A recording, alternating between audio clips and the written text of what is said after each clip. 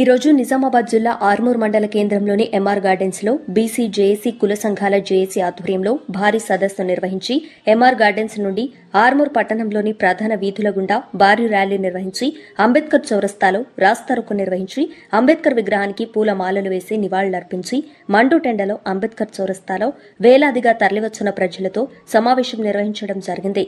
ఈ కార్యక్రమానికి BC JAC రాష్ట్ర అధ్యక్షులు రాజారాం యాదవ్ అధ్యక్షత వహించారు.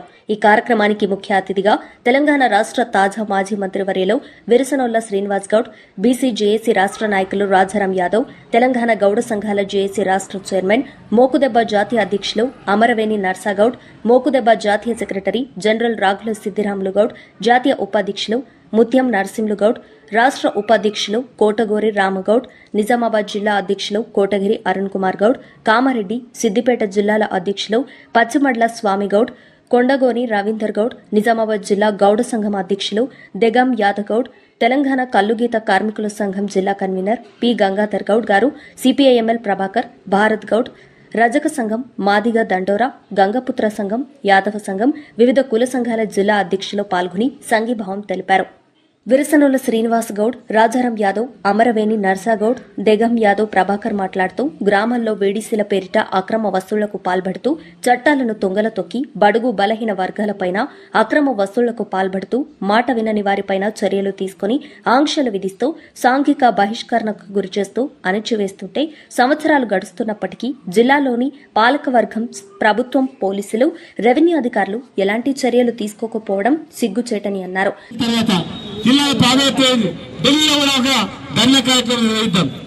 అలా ఇంత బియ్యం తీసుకొని పోయి వండుకొని తిన్నాం, ఉపవాసం ఉన్నాం. ఇవాళ శ్రీకాంచారి చనిపోకుంటే నిప్పంటించుకోకుంటే తెలంగాణ వచ్చేది కాదు. యాదయ్య కాల్చుకొని జై తెలంగాణ చనిపోకుంటే తెలంగాణ వచ్చేది కాదు. హాస్పిటల్ పోయి తమ్ముడా ఇన్ని బొగ్గలు వచ్చినాయి, మంటలు ఎట్లా భరిస్తున్నారు అని మన్ను టెండర్లు మేము అడిగితే అన్నా మాకు మళ్ళీ జన్మంటుంటే మళ్ళీ తెలంగాణ మళ్ళీ వచ్చిపోదాం, తెలంగాణ వస్తేనే ఈ బరువులో వర్గాలు బాగుపడతాయని చెప్పింది. మరి ఇలా వాళ్ళ స్ఫూర్తితో, చాకల ఐలమ్మ స్ఫూర్తితో, కొమరం భీం స్ఫూర్తితో, డాక్టర్ బాబాసాహెబ్ అంబేద్కర్ గారి స్ఫూర్తితో మేమందరం కూడా కదలాల్సిన అవసరం ఉంది. రాత్రి ఫోన్ చేస్తే చెప్పి ఏ ఒక్క కులము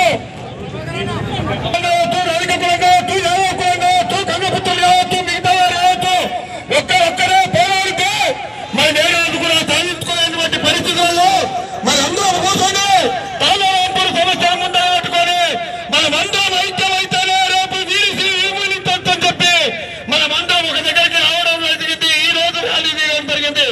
ఇది రాష్ట్ర వ్యాప్తంగా ఒక చర్చానీయాంశమైంది. ఇక్కడ ఉన్నటువంటి పోలీసులు కానీ అధికారులు కానీ ఎవరైతే తాళాపురు వస్తున్నారో వాళ్ళ మీద కేసులు మీరు ఏం కట్టిర్రు, ఏ విధంగా చేసిర్రు, మీ బాధితులను ఉన్నారా, బాధ్యులను ఉన్నారా అని చెప్పేసి ప్రశ్నిస్తున్నా. ఇక్కడ ఉన్నటువంటి సోదరులారా, మన కులవృత్తుల మంత్రం ఐక్యమైతేనే రేపు అందాము, రేపు మీరు ఇచ్చింది నిర్మూలించవచ్చు. ఏ ఉన్నత వర్గాలందరూ కూడా ఆ గొడ్డల్లో చెర్రి అదే గొడ్డలి కావచ్చుదా అందరు నరుక్కుంటూ పోతున్నారు. ఇట్లా ఎవరు ప్రశ్నిస్తే, ఎవరు గట్టిగా మాట్లాడితే మేము దంద ఏముందిరా అని, ఎవరు గట్టిగా మాట్లాడాలంటే నా దంద ఖరాబ్ అవుతుంది. ఏం దందరా పోయి పుట్ట ఒకటి సస్తే వస్తాము ఒకసారి ఎవరో పర్మనెంట్ పుట్ట భూమిలో బతలేదా ఇంకా ముందు అందరూ చావాల్సిందే కదా. కానీ ఈ జన్మ అనేది సార్థకం చేసుకోవాలి. గుర్తుపెట్టుకో, పుట్టిన జన్మని సార్థకం చేసుకోవాలి. అదే లొంగకుండా ప్రశ్నిస్తూ నిలబెట్టరా అని మనకు సపోర్ట్ చేస్తే ఏ కులపై వచ్చి మనం సపోర్ట్ చేసినాకో అరే ఈ జాతికి సపోర్ట్ చేస్తూ విశ్వాసంతో మనం ఓట్లేసి గెలిపిస్తే మనం ఎంత ఉన్నారని ఆనందంగా ఉండండి. కానీ మన ఉండి మనం చేయకపోతే కూడా వాడిని కూడా వదిలిపెట్టకండి. కానీ ఈ జాతికి ఎవడైతే మేలు చేస్తాడో, ఈ జాతిని ఎవరైతే కాపాడుకుంటాడో వాళ్ళ మీద మీరు దృష్టి పెట్టండి. ఇవాళ తెలంగాణ మేము అందరం కొట్లాడి తెలంగాణ తెచ్చుకున్నాం. కేసీఆర్ గారి నాయకత్వంలో కొట్లాడినాం, విద్యార్థి సంఘాల నాయకత్వంలో కొట్లాడినాం, కుల సంఘాలు కొట్లాడినాయి, చాలా మంది బరువు బలహీన వర్గాలు కొట్లాడు, రైతులు కొట్లాడి, తెలంగాణ అందరూ కొట్లాడినాం, తెచ్చుకున్నాం. కమ్యూనిస్టులు కొట్లాడారు, ప్రతి వర్గం కొట్లాడింది తెలంగాణ వాళ్ళందరూ కూడా. కానీ అప్పుడు కూడా తెలంగాణ అనుకుంటూ చాలా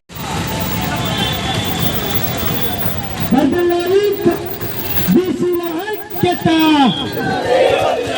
మారిందన్నారురా కులగచ్చి మూర్ఖులారా కులగచ్చి మూర్ఖులారా కులగచ్చి మూర్ఖులారా కులగచ్చి మూర్ఖులారా అభిమాని విశ్వస్తున్న ఐక్యత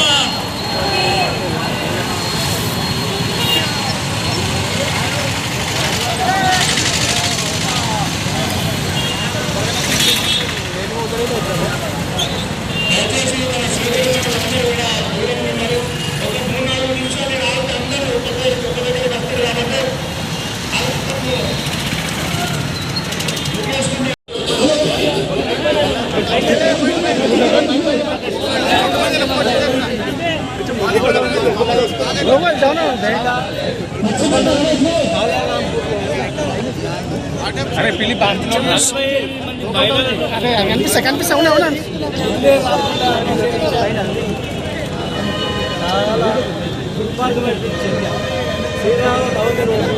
శ్రీరాముని కళ్యాణిస్తామంటే ఈ గ్రామ పెద్దలు మీరు గుళ్ళకు రాకుండా నిషేధించారు. మీ గుళ్ళను చెల్లిపోవాలని గుళ్ళను చెల్లగొట్టి పూజలు చేయడం అనేది ఇక్కడ ఉన్నాం. అదొక్కటే కాదు, ఒక ఊర్లో గడ్డం చేసుకోవడానికి 20 రూపాయలు తీసుకోవాలి, ఎక్కువ తీసుకుంటే బిడ్డ మీ సేను ఎండిపోతా చూడని చెప్పి ఇంకో ఊర్లో రజకులు 50 రూపాయలు తీసుకోవాలి, నువ్వు 50 రూపాయల కన్నా ఎక్కువ తీసుకుంటే నెలకు బిడ్డ నిన్ను మీ సేను ఎండిపోవాలి అని చెప్పి ఆయన 2 ఎకరాలు చేను పోయొద్దు, మనకు తీయొద్దు అని చెప్పి చేప పిల్లలు ఫ్రీగా వచ్చినాయి. బిడ్డ మీరు 100 రూపాయలకే కిలో ఇవ్వాలని చెప్పి మత్స్యకారులను క్రైస్తవులను ముద్రాల మీద హుకుం జారీ చేయడం, కుమ్మరోళ్ళ మీద కమ్మరోళ్ళ మీద బిషప్ల మీద ఈ కులవృత్తులను ఈ జిల్లాలో నిషేధించి భయభ్రాంతులు చేసి మరి సంవత్సరానికి ఇంత మామూలు ఇవ్వాలని చెప్పబడి ఎక్కడి రాజ్యాంగం, అదెక్కడి వ్యవస్థ, ఎవరు పెట్టింది దాన్ని? ఇది ఏం దేశం? మన దేశమా? ఏదైనా సపరేట్ ఏమైనా దేశం మిగిలిపోయిందా? స్వాతంత్రం వచ్చిన తర్వాత మొత్తం దేశం కలిసింది, కానీ ఇక్కడ ఏమైనా తుక్కడలు మిగిలిపోయినావా అని అనిపిస్తాం. ఇక్కడ దేశం 48 మంది మహిళలను ఇళ్ళక చెలగొట్టి కులవృత్తుల వాళ్ళని నిషేధించి గొర్రెలను చంపి వదిలేస్తే 25 గొర్రెలు కోసుకొని తింటే దిగినాధీనంగా మాట్లాడితే కలెక్టర్ ఎస్పీ గారు చిన్న జిల్లాలు ఏర్పాటు చేయాలి, కలెక్టర్ ఎస్పీలు అందుబాటులో ఉండాలని చెప్పి చేసింది. దీని గురించి ఎక్కడ రాజ్యాంగం? ఎవరు చెప్తా ఉన్నారు? ఎందుకు భయపడతా ఉన్నారు? ఇంకటి రోజుల్లో ఇదే నైన్యాబాద్ జిల్లాలో ఆదిలాబాద్ జిల్లాలో ఇలాంటి దౌర్జన్యాలు చేస్తే ఊరికో 10 మంది నక్సలైట్లు వెళ్ళిపోయి ఊళ్ళకెళ్ళి ఎలగొట్టి రక్తపాతమైంది. ఇప్పుడే జనజీవన స్రవంతులు కలిసి మళ్ళీ అదే ఊళ్ళలో